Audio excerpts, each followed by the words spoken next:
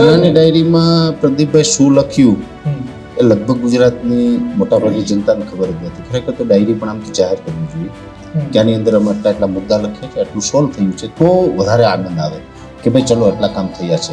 બીજું એનાથી વિશેષ વાત એ કરું, કોઈ બદલાવ બીજા આવે કે ના આવે, એક બદલાવ લઈ આવી શકાતો હતો.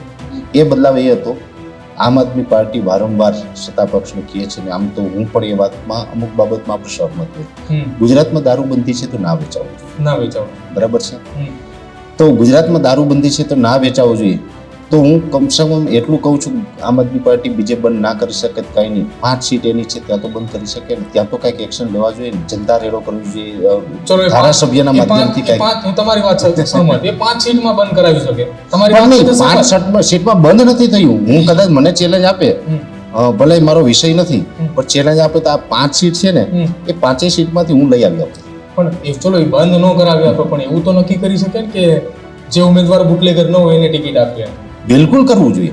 અને ટિકિટ તો દૂરની વાત છે, એને પાર્ટીના સામાન્ય કાર્યકર્તા તરીકે પણ બુટલેગરોને ના લેવા જોઈએ. તો આપણે સારા માણસો હોય, સારા માણસ તરીકે જો આપણે પાર્ટીની એક ઇમેજ ઊભી કરવાની હોય તો કમસે કમ બુટલેગરને ના લેવા. તો જુનાગઢ તાલુકા પંચાયતની ઓછા સીટનો એક ઉમેદવાર બુટલેગર હતો.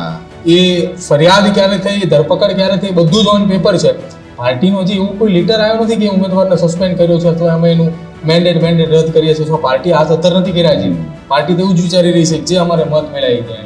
બિલકુલ. એટલે ખરેખર પાર્ટી આમ તો ઉદાહરણ બેસાડવું જોઈએ કે ભાઈ આપણે એમનું મેન્ડેટ રદ કરીએ અથવા તો જે પણ કાયદાકીય રીતે ચૂંટણી પંચના નિયમો મુજબ જે પણ થતું હોય એ કાર્યવાહી કરવી જોઈએ. નથી થઈ વાત દુઃખની છે, જેથી કરીને હવે તો એવું લાગે કદાચ આવનારા સમયમાં વિધાનસભામાં બુટલેગર જોવા મળશે.